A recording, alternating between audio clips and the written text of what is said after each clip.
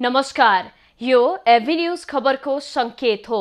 तपाई अहिले एभी न्यूज @ खबरमा हुनुहुन्छ। म प्रतिमा धरेल। प्रारम्भमा मूल खबर। कोरोना संक्रमणका कारण भारतको अवस्था भयावह। एकै दिन थपिए 3 लाख भन्दा बढी संक्रमित, 2100 भन्दा बढीको मृत्यु।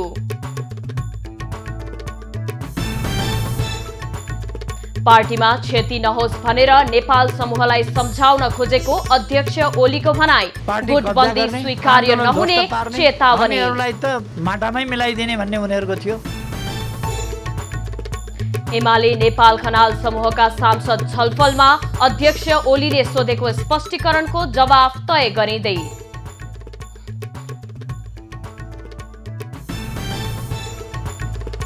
पाकिस्तानको क्वेटा स्थित एक होटलमा बम आक्रमण हुँदा 4 जनाको मृत्यु, 12 जना घाइते। तालिबानले लियो विस्फोटको जिम्मा। मृत्यु भइसकेको छ। कोरोनाको दोस्रो लहर तीव्र रूपमा फैलिएपछि भारतका कतिपय राज्यमा लकडाउन गरिएको छ। भारत सरकारले कोरोना विरुद्धको खोप अभियान पनि तीव्र पारेको छ।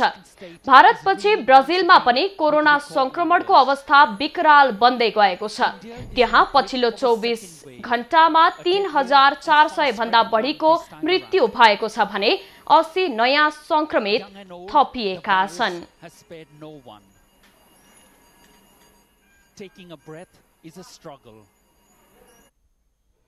दर्शकवृन्द, बाँकेमा कोरोना संक्रमणले भयावह रूप लिँदै गएपछि नेपालगञ्ज उपमहानगरपालिका क्षेत्रमा बिहीबारबाट लागू हुने गरी एक साताका लागि लकडाउन गरिएको छ। लकडाउनका कारण बजार सुनसान बनेको छ। सडकमा मानिसहरूको उपस्थिति छैन। अत्यावश्यक सेवा बाहेक अरू सबै बन्द गरिएको छ। थप जानकारी दिन सम्पर्कमा हुनुहुन्छ संवाददाता दुर्गा रोकाया।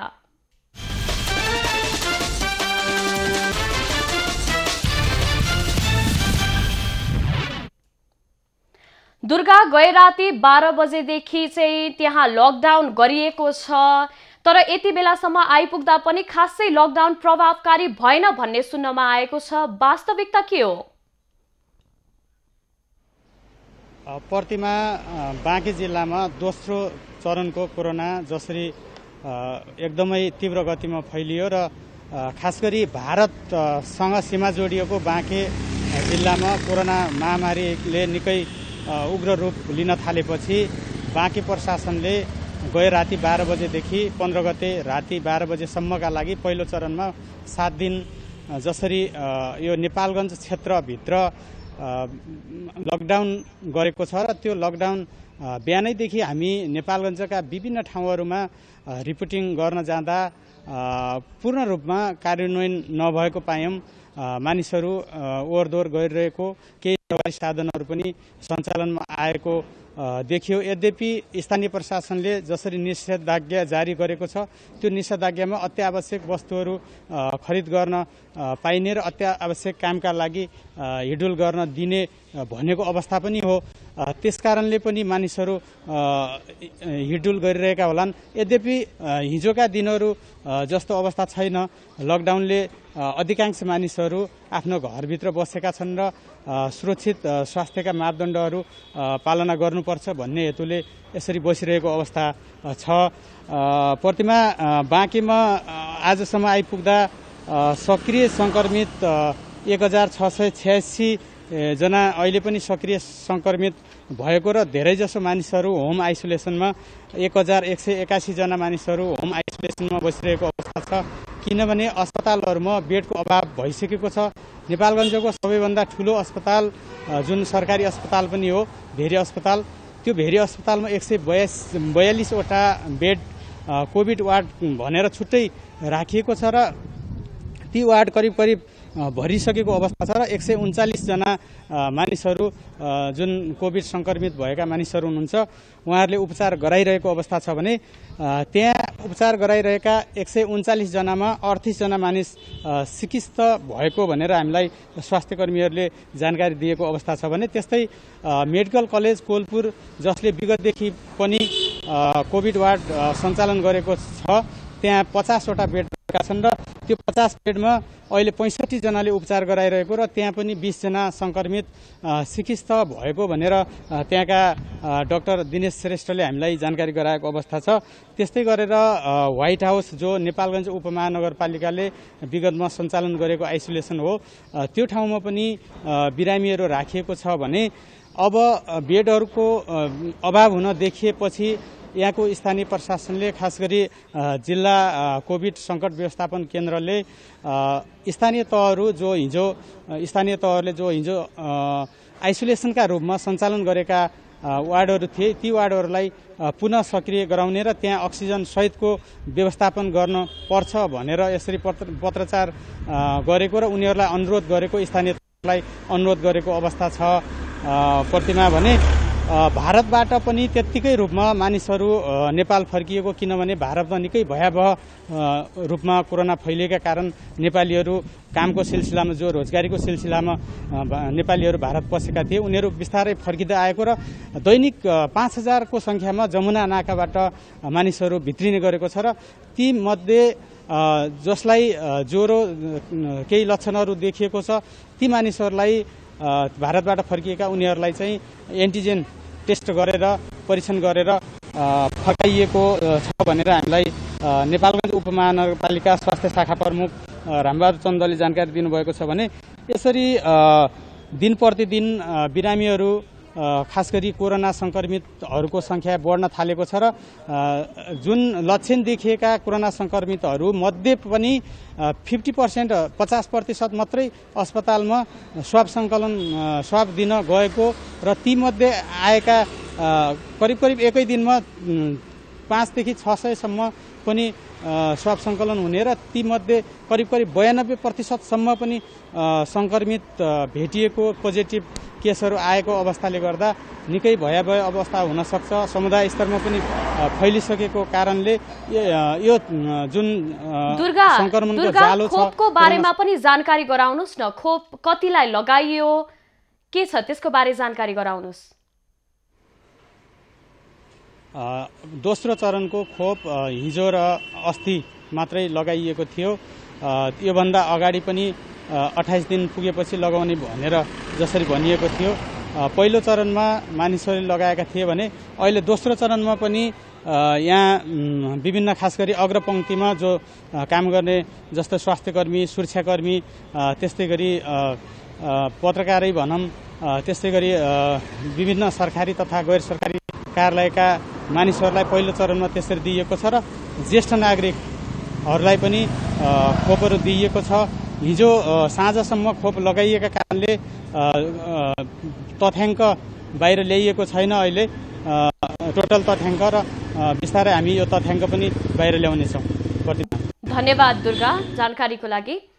उहाँ हुनुहुन्थ्यो हाम्रा संवाददाता दुर्गा रोकाया बाँकेबाट। बाँकेमा कोरोनाको संक्रमण र लकडाउनको बारेमा जानकारी गराउँदै हुनुहुन्थ्यो। अब बाँकी प्रसंग। प्रधानमन्त्री तथा नेकपा एमालेका अध्यक्ष केपी ओलीले भरसक पार्टीमा क्षति नहोस् भनेर अर्को पक्षका नेताहरूलाई सम्झाउने प्रयासमा रहेको बताएका छन्। नेपाल कम्युनिस्ट पार्टीको 73औं स्थापना दिवसको अवसरमा बिहिबार बल्खुमा केन्द्रीय कार्यालय भवन शिलान्यास कार्यक्रममा अध्यक्ष ओलीले नेताहरूलाई सम्झाउने आफ्नो प्रयासलाई कमजोरीका रूपमा नलिन चेतावनी पनि दिए। अर्को पार्टी खोलेर हिँड्दा पनि अहिलेसम्म आफूहरूको प्रयास कारबाही नगरी सम्झाउनेमा रहेको उनको भनाइ थियो। उनले व्यक्तिगत रूपमा नेताहरूसँग कुराकानी भए पनि अब पार्टीमा गुटगत गतिविधिलाई मान्यता दिन नसकिने बताए। अध्यक्ष ओलीले कम्युनिस्ट आन्दोलनलाई अलोकप्रिय बनाउने र पार्टीलाई अनुचित रूपमा कब्जा गर्ने प्रयासलाई विफल तुल्याएर जनताका समृद्धिका अपेक्षा पूरा गर्न लाग्नुपर्ने धारणा व्यक्त गरे। हामीहरूलाई त माटामै मिलाइदिने भन्ने उनीहरूको थियो। यस प्रकारले क्रियाकलापहरू गर्ने अहिले पनि चलिराखेका छन्। पार्टीकै नाउँमा पार्टीभित्रबाट कहीँ फ्लोर क्रस गर्ने, नेपालको संसदीय आन्दोलन, लोकतान्त्रिक आन्दोलन र संसदीय इतिहासमा यति साह्रो अराजक यस्तो दृश्य कहिल्यै पनि देखिएको छैन। विक्रम सम्वत 2072 को गोर्खा भूकम्पबाट क्षतिग्रस्त एमालेको केन्द्रीय कार्यालय पुनः निर्माण हुन लागेको हो। सो स्थानमा एमालेको 13 रोपनी जग्गा छ। पुनः निर्माणको लागत र अवधि सार्वजनिक गरिएको छैन। नेकपा एमालेको नेपाल खनाल पक्षका सांसदहरू छलफलमा जुटेका छन्। पार्टी अध्यक्ष केपी ओलीले सोधेको स्पष्टीकरणको जवाफ तय गर्न नेपाल खनाल पक्षका सांसदहरू छलफलमा जुटेका हुन्। प्रधानमन्त्री समेत रहेका अध्यक्ष ओलीले सोधेको स्पष्टीकरणको जवाफ दिन उनीहरूका लागि आजसम्मको समय दिइएको छ। स्पष्टीकरणको जवाफ चित्त नबुझे ओलीले उनीहरूलाई पार्टी सदस्य र सांसद पदबाट निष्कासन समेत गर्न सक्नेछन्। ओलीले संघ र प्रदेशका गरी नेपाल खनाल पक्षका 32 जना सांसदलाई विधान विपरीत पार्टी विरुद्ध उत्रिएको र छुट्टै पार्टी गठनमा लागेको आरोप सहित स्पष्टीकरण सोधेका छन्। नेकपा माओवादी केन्द्रका अध्यक्ष पुष्पकमल दाहालले कम्युनिस्ट आन्दोलनभित्र प्रतिक्रियावाद घुसेको बताएका छन्। लेनिन दिवसको अवसरमा पार्टी कार्यालय पेरिस डाँडामा भएको कार्यक्रममा अध्यक्ष दाहालले नेपाल कम्युनिस्ट आन्दोलनमा प्रतिक्रियावादी शक्ति घुसेको बताएका हुन्। उनले कम्युनिस्टहरूको एकतालाई नरुचाउने शक्तिले प्रतिगामी सोच भएकाहरूलाई साथ लिएर टुक्राउन खोजेको आरोप पनि लगाए। विदेशी शक्तिको आडमा कानून, संविधान र सबै मूल्य मान्यता मिच्ने काम भएको दाबी समेत उनले गरेका छन्। बहुमत मात्रै नन् 1/3 लिएर बसेकाहरू चाहिँ विदेशी शक्तिहरूको आडमा मात्रै उनीहरूले चाहिँ यहाँ कानुन मिच्ने, संविधान मिच्ने, सबै मूल्य मान्यता मिच्ने काम भएको छ। नेपाली जनताले बुझेको छ, नेपालका श्रमजीवीहरूले बुझेका छन्। हामी त्यहाँसम्म पुगेकै हो। हामीले आजको चाहिँ सिस्टम अन्तर्गत प्रतिनिधि सभामा बहुमत सदस्यहरूले हस्ताक्षर गरेर दलबाट पनि हामीले फालेकै हो। उनले कम्युनिस्ट आन्दोलनलाई बचाइराख्न एकजुट भएर अगाडि बढ्नुको विकल्प नरहेको पनि बताए। अध्यक्ष दाहालले अहिले बाहिर भनिए जस्तो नेकपा माओवादी केन्द्र कमजोर नभएको दाबी गरे। उनले पार्टीलाई बलियो बनाउने गरी काम गर्नुपर्नेमा जोड पनि दिएका छन्। नेपाल आयल निगमले झापाको भद्रपुर स्थित चन्द्रगढी विमानस्थलमा हवाई इन्धन डिपो निर्माण प्रक्रिया अघि बढाएको छ। हवाई इन्धन डिपो निर्माणका लागि आयल निगम र नेपाल नागरिक उड्डयन प्राधिकरण बीच सम्झौता भएसँगै प्रक्रिया अघि बढेको हो। अस्थायी रूपमा ट्याङ्कर मार्फत हवाई इन्धन उपलब्ध गराउँदै आएको नेपाल आयल निगमले अन्ततः चन्द्रगढी विमानस्थलमा हवाई इन्धन डिपो स्थापनाको तयारी थालेको हो। 3 वर्ष अघिदेखि निगमले चन्द्रगढी विमानस्थलमा अस्थायी रूपमा हवाई इन्धनको सेवा उपलब्ध गराउँदै आएको थियो। हाल भारतको सिलगढीबाट काकडभिट्टा नाका हुँदै ल्याइएको हवाई इन्धन विराटनगर लगेर गुणस्तर परीक्षणपछि पुनः चन्द्रगढी विमानस्थल लैजाने गरिएको छ।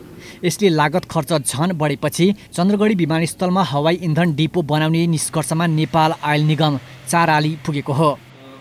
जुन अहिले हामीले विराटनगरबाट हवाई इन्धन ल्याइरहेका छौँ, त्यो विराटनगरबाट हवाई इन्धन ल्याउने प्रक्रिया भनेको चाहिँ सिलगढीबाट लोड भएर आउने र विराटनगर जाने, विराटनगरबाट क्वालिटीका कुरा केही चरणहरू पार गरेर मात्रै स्टक ट्रान्सफर भएर हवाई इन्धन डिपो भद्रपुरमा हवाई इन्धन हामीले स्टक राख्ने गरेका छौँ र बिक्री वितरण गर्ने गरेका छौँ। आगामी असारभित्रमा हवाई इन्धन भण्डारण संरचना निर्माण गर्ने गरी निगमले उड्डयन प्राधिकरणसँग चैत 4 गते सम्झौता गरेको छ। सम्झौतापछि 10 दिनको माग धान्ने गरी 60,000 लिटर क्षमताको हवाई इन्धन भण्डारण गृह निर्माण गर्न प्राधिकरणले 7 कट्ठा जग्गा निगमलाई उपलब्ध गराएको छ। हवाई इन्धन डिपोको निर्माणपछि दुईतर्फी इन्धनको लोड बोकेर उड्नु पर्दा यात्रु र सामानको ओसार प्रोसारमा एयरलाइन्स कम्पनीले बेहोर्दै आएको झन्झट सकिने प्राधिकरणको विश्वास छ। जस्तो कि अब यहाँलाई थाहा छ 45 मिनट, अब 40 मिनट 45 मिनटको लामो फ्लाइट हो होइन। अब तेल काठमाडौँबाटै भरेर ल्याउनु पर्दाखेरि अब स्वाभाविकैले के छ भने कम प्यासेन्जर बोकेर कम कार्गो बोकेर आउनुपर्ने हुन्छ। अब यहाँ चाहिँ तेल हाल्न पायो भनेदेखि त्यो तेल बराबरको चाहिँ प्यासेन्जर पनि बोक्नु पायो, कार्गो पनि बोक्नु पायो भनेपछि यसले एयरलाइन्सहरूको बिजनेसमा सपोर्ट पनि गर्छ र तुलनात्मक रूपमा चाहिँ यसले के छ भने अब ग्राहकलाई पनि कस्टमरलाई पनि केही सस्तो होइन, अब सस्तो दरमा चाहिँ उनीहरूले सेवा सुविधा पाउन सक्छ। 5 करोड रुपैयाँको लागतमा चन्द्रगढी विमानस्थलमा इन्धन डिपो निर्माण हुन लागेको हो। डिपोको निर्माणपछि हवाई इन्धनको लागत घट्ने निगमले विश्वास लिएको छ। संरचना निर्माणसँगै भद्रपुरको हवाई इन्धन काठमाडौँको भन्दा कम मूल्यमा उपलब्ध हुने विमान कम्पनीका कर्मचारीहरू बताउँछन्। थियो विराटनगरबाट ल्याउने गएको थियो, अहिले अब यहाँ सायद सिलगढीबाट आउँछ होला। अनि यहाँ स्टोर भएपछि धेरै सजिलो सस्तो पर्छ। चन्द्रगढी विमानस्थलबाट दैनिक बुद्ध एयरले 5 वटा, यति एयरले 2 वटा र श्री तथा शौर्य एयरलाइन्सले दैनिक 1-1 वटा उडान भर्दै आएको विमानस्थल कार्यालयले जनाएको छ। यो विमानस्थल हुँदै झापा, इलाम, पाँचथर, ताप्लेजुङ सहित भारतका विभिन्न राज्यका करिब 1000 यात्रुले दैनिक यात्रा गर्ने गरेका छन्। सन्तोष न्यौपाने, झापा।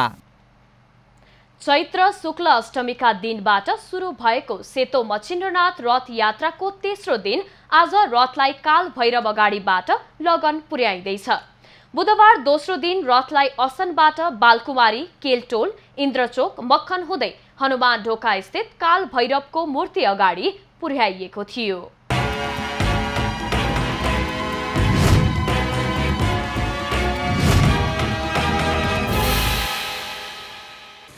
उपत्यकाका 4 प्रमुख मच्छिन्द्रनाथ, श्री आनन्दादि लोकेश्वर, श्री आर्य ओलोकितेश्वर, श्री अमोघपास लोकेश्वर र सृष्टिकान्त लोकेश्वर विभिन्न कार्य सिद्धिका लागि प्रख्यात मानिन्छ। अमोघपास लोकेश्वर जन्माद्य अर्थात् सेतो मच्छिन्द्रनाथलाई विभिन्न रोग निर्मूल पार्ने तथा आयु वृद्धि गर्ने, धन सम्पत्ति प्रदान गर्ने देवताका रूपमा पुज्ने प्रचलन छ।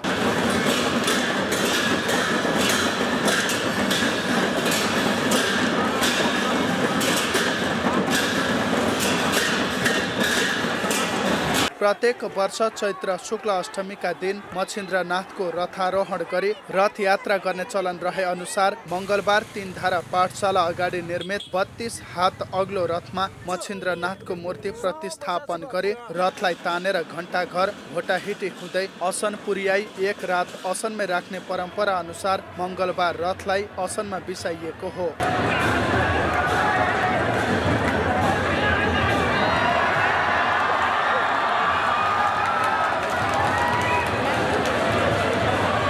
दोस्रो दिनको रथयात्रा गर्ने क्रममा बुधबार दिउँसो असनबाट रथयात्रा पुनः सुरु भएको थियो। विभिन्न सांस्कृतिक बाजा गाजाका साथ सुरु भएको रथयात्रा असनबाट तानेर बालकुमारी, केलटोल, इन्द्रचोक, मक्खन हुँदै काल भैरव मूर्ति अघि पुर्याई दोस्रो दिनको रथयात्रा सम्पन्न भएको हो।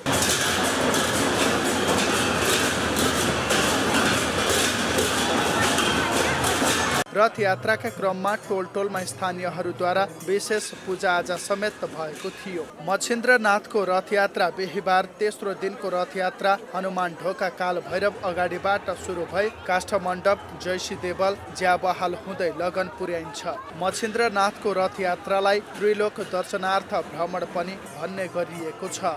एभिन्यूज खबरका लागि राकेश डङ्गोलको रिपोर्ट।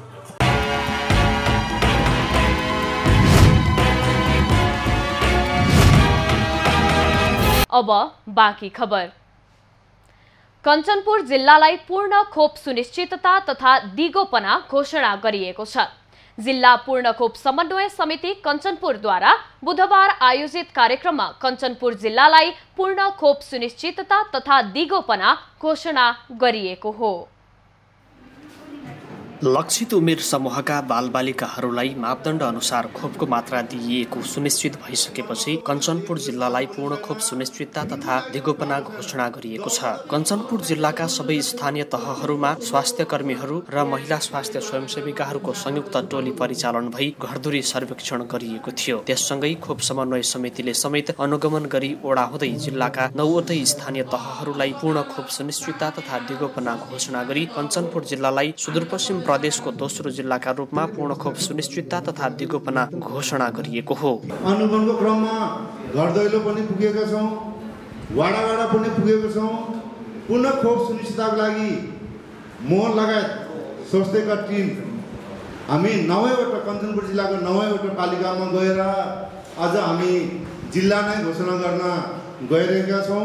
कञ्चनपुर सहित सुदूरपश्चिम प्रदेशका सबै जिल्लामा लक्षित उमेर समूहका बालबालिकाहरूलाई मापदण्ड अनुसार खोपको मात्रा दिइएकोले क्रमशः जिल्लागत रूपमा घोषणा गर्दै यही वैशाख 20 देखि 25 गते भित्र सुदूरपश्चिम प्रदेशलाई नै पूर्ण खोप सुनिश्चितता तथा दिगोपना घोषणा गर्ने तयारी भइरहेको छ। महिनाको 20 देखि 25 गते भित्र हामी सुदूरपश्चिम प्रदेशलाई पूर्ण खोप सुनिश्चितता र दिगोपनाको प्रदेशको रूपमा हामी सुदूरपश्चिमलाई स्थापित गर्न चाहन्छौँ। मन्त्री सुवेदी सहित सुदूरपश्चिम प्रदेशका प्रदेशसभा सदस्यद्वय प्रकाश रावल र लालबहादुर खड्का, सुदूरपश्चिम प्रदेशका स्वास्थ्य निर्देशक डाक्टर गुणराज अवस्थी तथा विभिन्न स्थानीय तहका जनप्रतिनिधिहरूले पूर्ण खोप सुनिश्चितता तथा दिगोपनाका लागि महिला स्वास्थ्य स्वयंसेविकाहरूको महत्त्वपूर्ण भूमिका रहेको भन्दै प्रशंसा गरेका छन्। गाउँका हरेक कुना कन्दरामा नयाँ जन्मेको शिशुलाई र नयाँ बच्चालाई खोपको जागरण गराउने र सबै खोपहरू लगाउने जुन वातावरण सिर्जना गरेर अहिले हामीले यो जिल्लालाई पूर्ण रूपले सबै खोपहरूको सुनिश्चितता घोषणा गरिरहेका छौँ। कञ्चनपुर जिल्ला मलाई लाग्छ सायद पहिलो दोस्रो जिल्ला हो नेपालभरि नै महिला स्वयंसेविकाको व्यवस्थापन गर्ने कुरामा हामी लागेको हौँ। त्यसो हुनाले उहाँहरूको जुन खालको क्रियाशीलता समाजमा रह्यो र त्यस पछाडि स्वास्थ्यको क्षेत्रले जुन ढङ्गले आफूलाई अगाडि बढायो त्यो अत्यन्त उल्लेखनीय छ भन्ने मलाई अहिले पनि लाग्छ। विक्रम सम्वत 2034 सालबाट विस्तारित भई निरन्तर जारी रहेको खोप अभियानलाई प्रभावकारी बनाउन र दुर्गम गाउँ बस्तीसम्म पनि पुर्याउन सरकार र सम्बद्ध सबै पक्षको भूमिका सराहनीय छ। अहिले देशका विभिन्न जिल्लाहरूलाई पूर्ण खोप सुनिश्चितता तथा दिगोपना घोषणा गरिए पनि घोषणालाई सार्थक र दिगो बनाउन सम्बन्धित सबै पक्षको निरन्तर सहयोग आवश्यक देखिन्छ। एभी न्यूज खबरका लागि हरिश चन्द्र बाग, कञ्चनपुर। कोरोना संक्रमितका लागि वीरगञ्ज स्थित नारायणी अस्पतालको आकस्मिक भवनमा 35 शय्याको आइसोलेसन वार्ड बनाइएको थियो। हाल सो अस्पतालमा करिब 32 जना संक्रमितको उपचारका क्रममा छन्। तर कोरोना संक्रमित उपचार र रेखदेखमा सरोकारवाला निकायबीच समन्वय नहुँदा समस्या भयावह बन्दै गएको छ। वीरगञ्जमा रहेको एकमात्र नारायणी सरकारी अस्पताल अहिले आकस्मिक कक्षलाई कोभिड अस्पताल बनाइएको छ। हामी सजिलै हेर्न सक्छौँ कोरोना पेसेन्टसँग भेटघाट गरेर सजिलै मान्छे आवत जावत गरिरहेको छ र सर्वसाधारणसँग पनि संक्रमित हुने संख्या र त्यसको डर पनि त्यति नै रहेको छ। जसैले हामी 2 जना व्यक्ति अहिले आइसोलेसन वार्डबाट बाहिर आउनुहुन्छ, उहाँसँग पनि संक्रमित हुने संख्या 17% छ। अनि यसको व्यवस्थापन छैन। व्यवस्थापन छ तर उहाँहरूले आफै के अरे आफ्नो रिस्क लिएर आफै होइन हामी जान्छौँ भन्छ।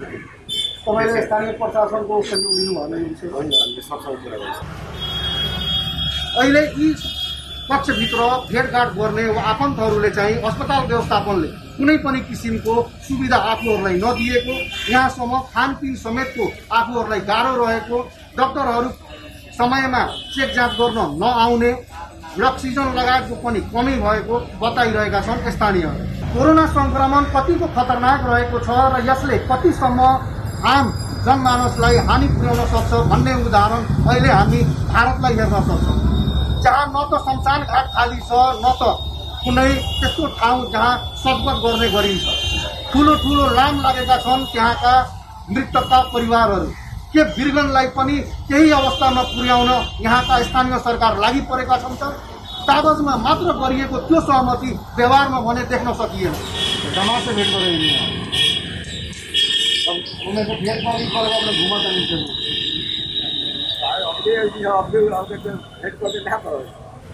ती संक्रमितहरूसँग भेटघाट गरेर पुनः जनमानसमा घुलमिल गर्ने यस्ता व्यक्तिहरूलाई कसले रोकिदिने त? संक्रमितको संख्या पनि बढ्ने र मृतकको संख्याहरू पनि बढ्ने र बढिरहेका छन्। यस्ता संक्रमितहरूको ख्याल राख्ने उनका आफन्तहरू। अबको दिन पर्सा जिल्लाको लागि कतिको घातक हुनेछ र यसले देशमा नै कस्तो असर पुर्याउनेछ हेर्न बाँकी नै छ। पर्सा जिल्लाबाट राजन रोनियार। विगतका वर्षमा रामनवमीको अवसरमा निकै चहल पहल हुने गरेको जनकपुर धाम यस वर्ष सुनसान झैं देखिएको छ। कोरोना संक्रमणको दोस्रो लहर सुरु भएसँगै त्रास बढेको छ भने धार्मिक क्रियाकलापहरू प्रभावित हुन थालेका छन्। भगवान रामको जन्मोत्सवको अवसरमा उनको ससुराली जनकपुर धाममा खासै चहल पहल देखिएको छैन। जनकपुर धामको प्रसिद्ध धार्मिक स्थल राम मन्दिर सुनसान छ। विगतका वर्षहरूमा जन्मोत्सवका अवसरमा हजारौंको संख्यामा साधु सन्तहरू आउँथे, तर यसपालि तिनीहरू पनि नआएको मन्दिरका महन्तहरू बताउँछन्। सालको अनुपातमा अलिकति केही पनि चहल पहल यहाँ छँदैछ अहिलेसम्म। आन साल त साफै लकै लागेको थियो, ठाउँ ठाउँबाट कोही आउन सक्थेन। लेकिन यहाँ लोकल मान्छे र यसको आजको दिन यहाँ देवीको पूजाको पनि अलि विशेष रूपमा भिडभाड छ, अरू कुनै खास छैन। मन्दिरमा पूजापाठ लगायतका गतिविधि सञ्चालनमा रहे पनि बाहिरबाट भक्तजन आएका छैनन्। उनीहरू पनि अहिले कोरोनाबाट जोगिनु पर्छ, पूजा त पछि गरे पनि हुने मनोस्थितिमा रहेका छन्।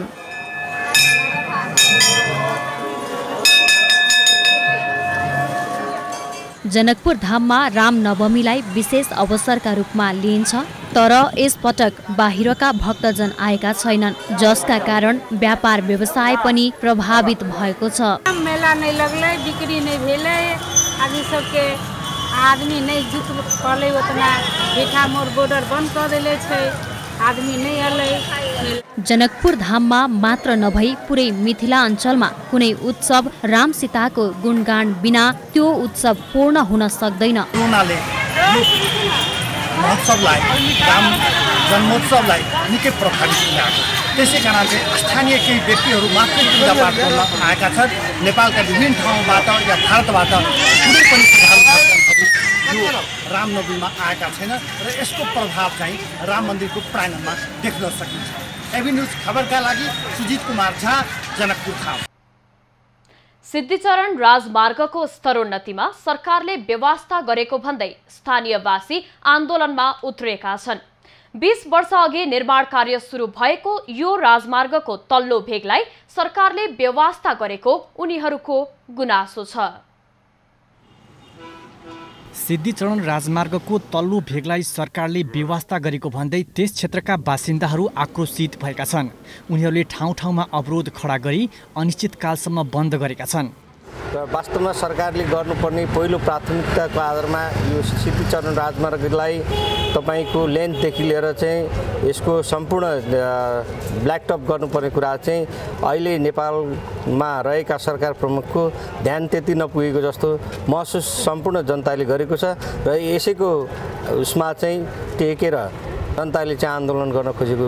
तराई पहाड हिमाल क्षेत्र जोड्ने उद्देश्यले युग कवि सिद्धिचरण श्रेष्ठको नामबाट नेपाली सेनाले 6 वर्ष जति लगाएर 2058 सालमा खनेको उक्त सडक अहिले 20 वर्ष बितिसक्दा पनि निर्माण कार्य सम्पन्न हुन सकेको छैन।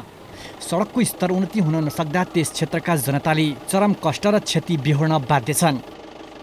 हामीलाई यति धुलो खाछौँ, यति धुलो खाछौँ, धुलो छ, धुवा, यस्तो चाहिँ हेर्दै अवस्था यस्तै छ देख्दैखेरि हामीलाई ज्यादै चाहिँ अब कष्ट छ। यहाँको जनताहरूलाई ज्यादै चाहिँ अब शास्ति भोग्नु परेको छ।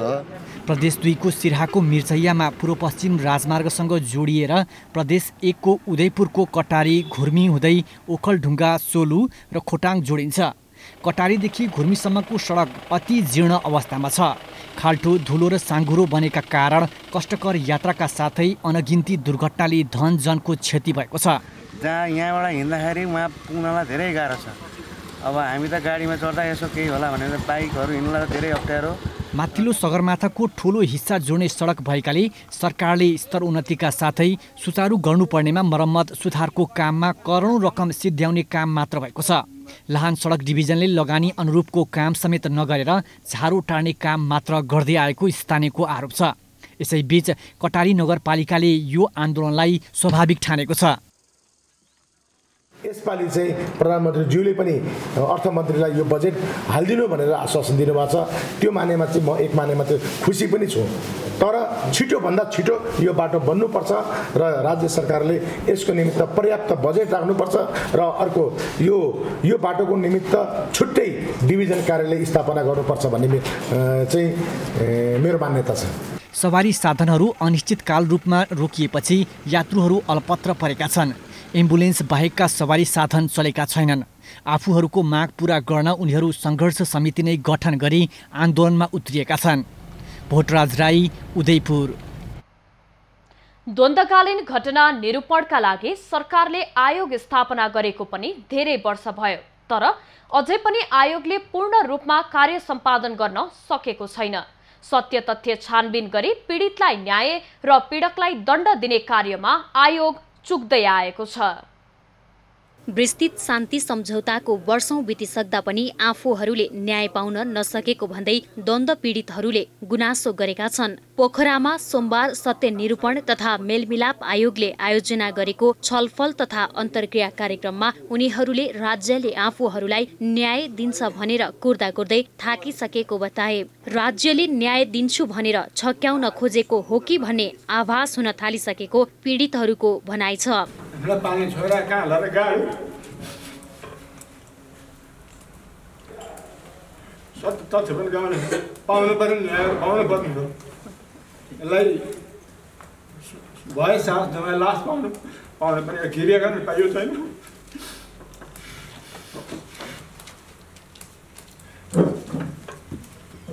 यो पीडाले सरकारलाई यत्रो धक्का हुँदाखेरि पनि अझै राज्यले विभिन्न बहानामा न्याय दिलाउन ढिलाइ गरिरहेको गुनासो व्यापक छ। आयोगले कहिले रकमको अभाव, कहिले संरचनाको अभाव त कहिले कर्मचारीको अभावको बहाना बनाउँदै पटक पटक आश्वासन मात्र दिएको द्वन्द्व पीडितको भनाइ छ। हामीलाई कहिले रकमको अभाव, कहिले कर्मचारीको अभाव, कहिले भवनको अभाव भनेर हामीलाई पटक पटक पटक आश्वासन दिने गर्नुहुन्थ्यो। मेरो डकुमेन्टहरू सबै पेश नै गरेको हो, छानबिन हुँदैछ भन्नुहुन्थ्यो है। अहिलेसम्म त्यस्तो कतैबाट केही आएको छैन। आएको भनेको त्यही 10 लाख, अब पटक पटक गरेर एकपटक 5 लाख दिएको हो, अनि एकपटक 5 लाख पटक पटक गरेर दिएको छ है। अहिलेसम्म मेरो बस्ने बास केही छैन गाउँमा। राज्यले न्याय दिन नसके राज्यको आयु पनि लामो समय नरहने आयोगको भनाइ छ। यदि राज्यले द्वन्द्व पीडितलाई न्याय दिन सक्दैन भने त्यो राज्य धेरै दिन टिक्न नसक्ने अध्यक्ष गणेश दत्त भट्टको भनाइ छ। उनले आफूहरूले कार्यभार सम्हालेपछि कोरोना महामारी बढेका कारण सोचे जस्तो काम गर्न नसकेको स्वीकार गरेका छन्। आधाभन्दा बढी समय कोभिडकै कारणले हामीले काम गर्न नसकेकै गर्नु। अहिले पनि कहीँ काम गर्न सकेको छैन भने त्यो हाम्रै असक्षमता हो। म अरूको भन्दै भन्दिनँ, अरूलाई दोष दिँदैन हेर्नु तपाईँ। एउटा सही द्वन्द्व पीडितले चाहिँ न्याय पाओस्, एउटा गलत मान्छे चाहिँ पीडक चाहिँ के जो हुन्थ्यो भने पीडकले उन्मुक्ति नपाओस् भन्ने यो क्राइटेरियाभित्र हामीले काम गर्नुपर्ने हुन्छ। उनले सीमित स्रोत र कर्मचारीका कारण काम गर्न कठिनाई भइरहेको बताए। विस्तृत शान्ति सम्झौताको मर्म अनुसार आयोगले काम गरिरहेको बताउँदै अध्यक्ष भट्टले आयोगका लागि बनेको ऐन संशोधनको आवश्यकता औल्याए। द्वन्द्वकालमा 63,718 वटा मुद्दा आयोगमा दर्ता भइसकेको जानकारी दिँदै उनले आयोगले पीडितहरूलाई परिचय पत्र वितरण, परिपूरण र मेलमिलापका कामहरू क्रमशः गर्दै जाने विश्वास दिलाएका छन्। तत्कालीन द्वन्द्वरत माओवादी र सरकारबीच विस्तृत शान्ति सम्झौता भएको 14 वर्ष पूरा भइसकेको छ। जीवन सुवेदी, पोखरा। पछिल्लो समय सरकारले विकास निर्माणको कामले छलाङ मारेको दाबी गर्दै आएको छ। देशभरका सडक र पुल निर्माणले गति लिएको तथ्याङ्कमा देखिएको छ। तर 5 थरमा लामो समयदेखि अलपत्र भएको पुलको काम बल्ल सुरु भएको छ। जिल्लाको कुम्याक र तुम्बेवा गाउँपालिका जोड्ने सावा सेराको पक्की पुलको काम 3 वर्षपछि सुरु भएको छ।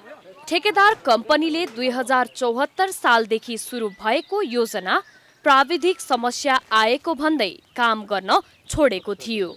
योजनाको डीपीआर गलत भएको भन्दै काम बन्द भएको थियो। तमोर करिडोर सडकमा निर्माणाधीन पुल अलपत्र हुँदा स्थानीयले खोला वारपार गर्न समस्या भोग्दै आएका छन्। तर ढिलै भए पनि पुलको काम पुनः सुरु भएपछि स्थानीयमा आशा जागेको छ। हामीहरूलाई यो अब यता जनताको यस्तो अब सबै पछि भएको होइन, पछि पारेको अब बाढी पीडितको यस्तो तर्ने ओर्ने सबै यातायातको साह्रो राम्रो भएर गयो नि। अब यो पुल निर्माणका लागि उत्तर दक्षिण लोकमार्ग ताप्लेजुङले 4,81,70,000 रुपैयाँ लागतमा मौनाचुली वाइपीआर जेवीलाई ठेक्का दिएको थियो। ठेकेदार कम्पनीले 2074 सालदेखि 2076 साल भदौसम्म योजना पूरा गर्ने गरी ठेक्का लिएको हो। तोकेको समय अवधिमा निर्माण कार्य पूरा नहुँदा काम अलपत्र बन्न पुगेको हो। ठेकेदार कम्पनीले पुनः 2077 साल पुस 4 गतेसम्म म्याद थप गरी काम गरेको थियो। तर यो अवधिमा पनि पूरा नभएपछि अन्तिम पटक भन्दै 2078 साल असार मसान्तसम्म म्याद थप गरी काम गर्दै आएको छ। दोस्रो पटक थपिएको समयावधिमा योजना पूरा हुनेमा शंका देखिएको छ। तर योजनाको काम 60% पूरा भएकोले थपिएको समयमै निर्माण सम्पन्न गर्ने ठेकेदारको दाबी छ। यो काम हाम्रो लगभग 60-65% सकिन लाग्यो। त्यहाँबाट माथि 40-45% 40-45% बाँकी छ। अब त्यस्तै नै छ हाम्रो काम चलिरहेछ धमाधम। अब यसपालि अस्ति कोरोनाले गर्दा काम अलि ढिलो भयो। योजनाको ठेक्का दिएको उत्तर दक्षिण लोकमार्ग ताप्लेजुङले DPR रिपोर्ट गलत भएकाले काम केही समय रोकिएको बताएको छ। संघीय संरचना अनुसार कार्यालय कहाँ बस्ने भन्ने टुङ्गो ढिलो हुनु मन्त्रालयबाट DPR रिपोर्ट सच्याउन समय लागेकाले काम ढिलो भएको स्वीकार गरेको छ। अहिले खोलाको दुवैतिर पिल्लरको काम हुँदै आएको भन्दै ठेकेदारको काम सन्तोषजनक रूपमा अघि बढेको कार्यालयको दाबी छ।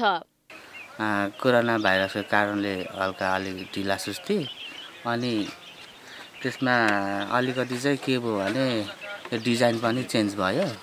त्यही भएर चाहिँ अलि ढिला सुस्ती भइरहेको। अहिले चाहिँ अलि काम चलिरहेछ।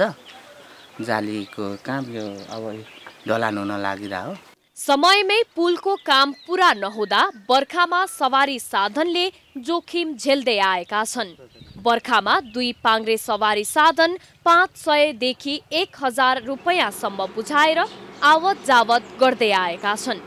पुलको काम समयमै सम्पन्न गर्न सरकारवाला र सम्बन्धित निकायले चासो दिनुपर्ने स्थानीयवासीले बताउँदै आएका छन्। एभिन्यूज खबरका लागि पाँचथरबाट रमेश थापाको रिपोर्ट। काठमाडौँको नक्साल स्थित जय नेपाल हलसँगैको जग्गामा विवाद उत्पन्न भएको छ। कानुन सम्मत रूपमा कित्ताकाट भएको जग्गामा सहमति विपरीत भवन निर्माण हुँदा पीडित पक्षको बिचल्ली भएको छ।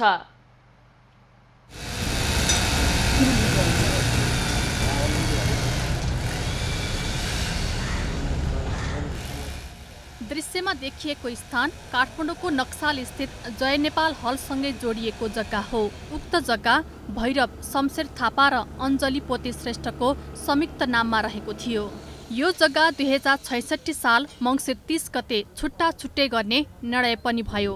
जग्गा कित्ताकाट हुँदा अञ्जली पोते श्रेष्ठले बाटोपट्टिको जग्गा लिने र भैरव शमशेर थापालाई पछाडिको 6 आना जग्गा दिने कागजात गरिएको थियो। भैरव शमशेर थापाको नाममा भएको जग्गामा जानलाई मोटर बाटो दिने कानुनत निर्णय भएको बेहोरा समेत कागजमा उल्लेख छ। यसरी सहमतिमा भएको जग्गाको बाटोको विषयमा भैरव शमशेरको मृत्यु भइसकेपछि निज अञ्जली पोते श्रेष्ठ र उनका श्रीमानले कानुन विपरीत उक्त स्थानमा आफू खुसी अहिले सपिङ मल बनाउँदैछन्, जसको कारण पहिलेको सहमतिलाई लत्याएर अन्याय गरेको भैरव शमशेर थापाकी पत्नी उषा थापाले बताएकी छिन्। आफूहरूलाई बाटो नदिई नक्सा पनि पास नगरी अदालतको आदेश विपरीत भवन बनाउन लागि उनको दाबी छ। बाटो कायम गरिपाउँ भनेर सम्बन्धित सबै निकायमा धाउँदा पनि कुनै निकायले आफ्नो विषयमा चासो नदेखाएको पीडितको गुनासो छ। मेरो जग्गामा हेर्नुस् फोहोर फालेर मेरो आमा एकल महिलालाई भनौँ न एकदम दबाब दिदी उहाँलाई आउनै नदिएर यसरी जग्गा उहाँले नै भोग गरेर आइरहेछ। फोहोर फाले हेर्नुहोस्, बाथरुम बनाएको छ उहाँले आफै। काठमाडौँ जिल्ला अदालतले उक्त जग्गामा बाटो छोडेर मात्र घर बनाउनु पर्ने र उच्च अदालत पाटनले पनि उक्त विवादित जग्गामा कुनै संरचना नबनाउनु भनेर अन्तरिम आदेश जारी गर्दा पनि उनीहरूले अदालतको आदेशलाई पनि अटेर गर्दै रातारात कानुन विपरीत भवन बनाएको देखिएको छ। जबरजस्ती नै छ। अब अदालतले एउटा आदेश गरेको छ, उहाँहरूले जबरजस्ती पेलेर घर बनाइदिनु भयो। अब अहिले चाहिँ अब हामीले बनाएको छैन भन्नुहुन्छ अदालतमा, घर रेडी भइसक्यो, भएको यही हो। उहाँहरूलाई अन्याय चाहिँ परेको छ। यस विवादित जग्गाको विषयमा हामीले अञ्जली पोते श्रेष्ठ र उनका श्रीमानसँग बुझ्ने प्रयास गर्दा उनीहरूले कुनै प्रतिक्रिया दिन नै चाहेनन्। कानुन पालना गर्नु सबैको दायित्व हो, तर यहाँ कानुनलाई पनि लत्याएर पहुँच तथा शक्तिको आडमा अरूको जग्गामाथि समस्या उत्पन्न गराउने काम भइरहेको छ। आफ्नो जग्गा भोगचलन गर्नबाट वञ्चित पारिनु कदापि न्यायसङ्गत हुँदै होइन। पीडितले न्याय पाउन कहाँ जाने?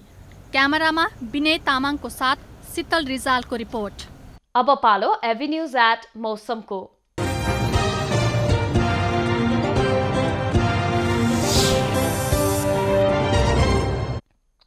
हाल देशभर सामान्य बदली रहेको छ। अपराह्न देशका केही स्थानमा मेघगर्जन र चट्याङ सहित हल्का वर्षाको सम्भावना रहेको जल तथा मौसम पूर्वानुमान महाशाखाले जनाएको छ। काठमाडौँ उपत्यकाको आजको अधिकतम तापक्रम 23 डिग्री सेल्सियस र न्यूनतम तापक्रम 13 डिग्री सेल्सियस बीच रहने अनुमान छ। आज सूर्योदय बिहान 5:32 भयो भने सूर्यास्त साँझ 6:32 हुनेछ। आज देशभरको मौसम कस्तो रहला त हेरौं देशका विभिन्न स्थानको अनुमानित मौसमी अवस्था।